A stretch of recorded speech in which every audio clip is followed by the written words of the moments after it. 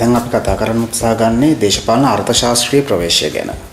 දේශපාලන අර්ථශාස්ත්‍රීය ප්‍රවේශය දේශපාලන විද්‍යාවේ සහ ආර්ථික විද්‍යාවේ මිශ්‍රිත තත්ත්වයක් මත හැදිච්ච විධික්‍රමයක්. එනේ මේ දෙකේ සංකලනය වෙච්ච තත්ත්වයන් මේකේ පේන්න තියෙනවා. 18 වන වගේ සියවස වෙද්දී ධනේශ්වර ආර්ථික විද්‍යාඥයන්ට අවශ්‍ය වෙනවා. එහෙම නැත්නම් මුල් කාලීන සම්භාව්‍ය ආර්ථික විද්‍යාඥයන්ට අවශ්‍ය වෙනවා. ඇඩම් ස්මිත් වගේ, ඩේවිඩ් රිකාඩෝ වගේ, ජෝර්ජ් ස්ටුවර්ට් මිල් වගේ දාර්ශනිකයන්ට අවශ්‍ය වෙනවා.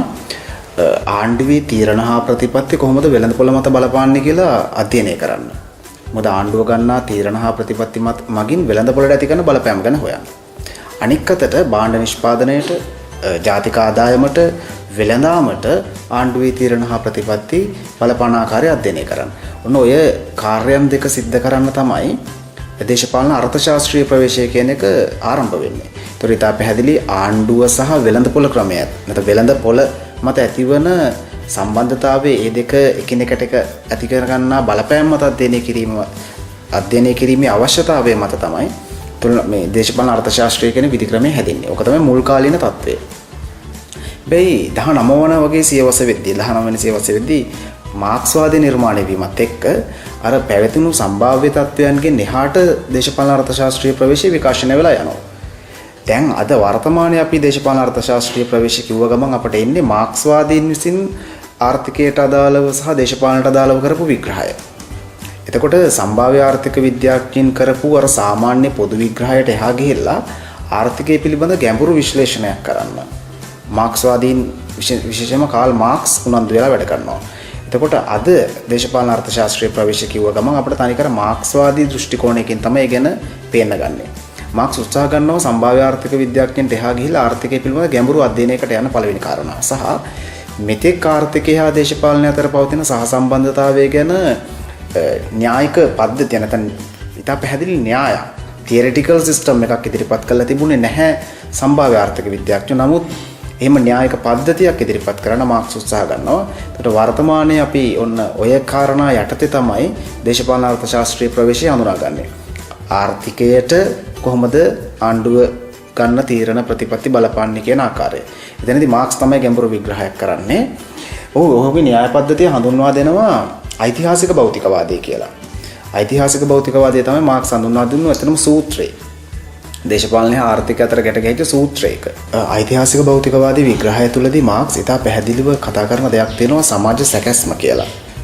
සමාජ සැකැස්ම කොහොමද සමාජය නිර්මාණය වෙලා තියෙන්නේ කියන කාරණාව. එහිදී මාක්ස් විසින් ඉතා පැහැදිලිව කාරණා දෙකක් කියනවා. සමාජ සැකැස්ම කොටස් දෙකක් යටතේ බෙදා දක්වනවා. එකක් තමයි සමාජයේ උපරිව්‍යුහය. උපරිව්‍යුහය නැත්නම් උපරිව්‍යුහ සැකැස්ම. ඊට දෙවෙනි කාරණාවටවත් වෙන්නේ අදෝව්‍යුහය කියන එක. මාක්ස්ගේ පැහැදිලි කිරීම තමයි සමාජයේ උපරිව්‍යුහය ගොඩනැගිලා තියෙන්නේ අදෝව්‍යුහය මත පදනම් වෙලා අදෝව්‍යුහය විසින් තමයි සමාජයේ උපරිව්‍යුහය හැන්ඩල් කරන්න කියන කතාව. වෙන විදිහට කියනනම් අදෝව්‍යුහයට අදාළ වෙන්නේ සමාජයත් තුළ තියෙන ආර්ථික පැවැත්ම. ආර්ථික සාධකයේ මත සමාජයේ උපරිව්‍යුහය කියන්නේ දේශපාලනය, සංස්කෘතිය, සමාජමය කාරණාවන්, ආගම ආදී සාහිත්‍ය කලාව මේ සමස්තය තීරණය කරන්නේ සමාජයේ අදෝව්‍යුහය විසින්. ඒ කියන්නේ ආර්ථික සාධකයේ මත තමයි සමාජයේ උපරිව්‍යුහය තීරණය වන්නේ කියන එක. ඒතකොට දේශපාලන වෙනස් වීමක් වෙන්න නම් ඒක උපරිව්‍යුහය තුල ඇති වෙන වෙනස් වීමක් නෙමෙයි ආර්ථික සාධකයේ මත තමයි දේශපාලන වෙනස් වෙන්න පුළුවන් කියන කතාව තමයි මාක්ස් කියන්නේ. ආර්ථික සාධකයේ මත ඇති වෙන චලනය තමයි සමාජමය වෙනසක් කියලා මාක්ස් කියන්නේ. එතකොට ඓතිහාසික භෞතිකවාදී විග්‍රහය තුලදී පැහැදිලි කාරණා දෙකක් තියෙනවා. සමාජයේ උපරිව්‍යුහය සහ අදෝව්‍යුහය වශයෙන් බෙදා දැක්වීම. සමාජයක අදෝව්‍යුහය තනිකර සමාජයක් තුළ තියෙන ආර්ථික පදනමට අයත් වෙනවා. උපරිව්‍යුහය ගොඩ නැගෙන්නේ ආර්ථිකයේ මත පදනම් වෙලා සමාජ, දේශපාලන, සංස්කෘතික, ආගම, සාහිත්‍ය, කලාව මේ සමස්තය තියෙන සමාජ උපරිව්‍යුහය තුළ උපරිව්‍යුහය වෙනස් කරන්න නම් සමාජයේ අදෝව්‍යුහය වෙනස් කරන්න සිද්ධ වෙනවා. කියන්නේ ආර්ථික පරිවර්තනයකින් තොරව සමාජ හෝ දේශපාලන හෝ කලාවේ හෝ සාහිත්‍යයේ හෝ වෙනත් කිසිදු වෙනසක් වෙන්නේ නැහැ කියන එක තමයි මාක්ස්ගේ කතන්දර තුල එන්නේ. ඒක තමයි සරලව සංක්ෂිප්තව ඓතිහාසික භෞතිකවාදී විග්‍රහය තුලදී කියන්නේ. එතකොට දේශපාලනයේ පරිවර්තනය කරන්න නම් පවතින අර්ථ ක්‍රමය වෙනස් කරන්න සිද්ධ වෙනවා. අර්ථ ක්‍රමයේ පරිවර්තනයකින් තොරව දේශපාලනය වෙනස් වෙන්නේ නැහැ.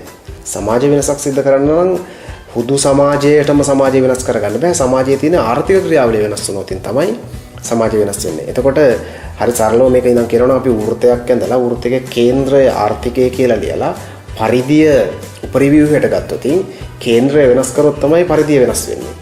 කේන්ද්‍රය වෙනස් නොවන තාක්කල් පරිධිය වෙනස් වෙන්නේ නැහැ. ඒ ආකාරයට සංක්ෂිප්ත උදාහරණයක් සරල උදාහරණයක් මේ ක්‍රමවේදය තේරුම් ගන්න. සියල්ල ගැට ගහපු මූලික සාධක ලෙස තමයි මාක්ස් ආර්ථිකය කියන්නේ. ඒකින්ද අර්ථශාස්ත්‍රීය ප්‍රවේශයේ ගැඹුරට අරන් යන්නේ දේශපාලනය හා ආර්ථිකය අතර තියෙන සම්බන්ධය ගැඹුරු විශ්ලේෂණයකට අරන් යන්නේ මාක්ස් විසින්.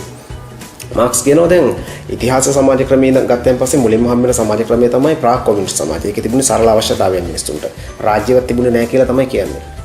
දෙවන සමාජ ක්‍රමයේ බවට පත් වෙන වහල් සමාජය. වහල් සමාජයේදී පැවතුණු ආර්ථික ක්‍රියාවලිය තුළදී දේපල හිමියන් හා අහිමින් කියලා ඉත පැහැදිලිව පන්ති දෙකක් පේන්න තියෙනවා. දේපල හිමි පන්තිය වහල් හිමිවරුන් වෙනවා, දේපල අහිමි පන්තිය වහලුන් වෙනවා. එතකොට මේක පැවතුණු ආර්ථික ක්‍රියාවලිය නිසා පීඩනයට පස් සමාජ කොටස් බවට වහලුපත් වෙනවා. අනෙක් අතට ඊළඟ සමාජ ක්‍රමයේ බවට පත් වෙන රදල වැඩවසම් සමාජ ක්‍රමය. ඒකෙදී දේපල හිමි පන්තිය බවට පත් වෙන්නේ රදල එහෙම නැත්නම් වංශාධිපතිය.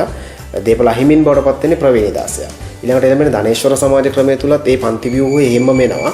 ඇවිල්ලා ධනපතියා දේපල හිමියා බවට පත් වෙද්දී නිර්ධන පන්තිකයා දේපල අහිමි ජීවියා බවට පත් වෙනවා. ඕකෙදි මාක්ස් කියනවා අර පැවතිනු වහල් සමාජයේ රදල වැඩවසම් සමාජයට වඩා මේක වෙනස්. ධනපතිගේ සූරාකෑමේ යාන්ත්‍රණය යම් ආකාරයක උපායශීලී තැනකින් තමයි කරන්නේ. ඒකට හේතුව තමයි කම්කරුවා යම් ආකාරයකට බුද්ධිමත් වහලාට සහ ප්‍රවීණ දාසයට වඩා. ඒ නිසා කම්කරු විප්ලවයක් සිද්ධ වෙනවා මේකෙදි. ඒකෙදි රාජ්‍ය බලය ඉතා පැහැදිලිව නිර්ධන පාන්තිකෙන් අතරපත් වෙනවා කියලා තමයි මාක්ස් කියන්නේ. පස්සේ සමාජවාදී සමාජය හැදිලා විද්‍යාත්මක කමියුනිස්ට් සමාජයේ රාජ්‍ය නවතිනවා කියන කතාවත් මාක්ස් කියනවා. කොහොම හරි දැන් ආර්ථිකය හා දේශපාලනය අතර ගැඹුරු විග්‍රහයක් මේ විදිහට කරන්නේ මාක්ස්වාදීන් විසින්. ඒ විග්‍රහයට අපි කියන්නේ ඓතිහාසික භෞතිකවාදී විග්‍රහය කියලා.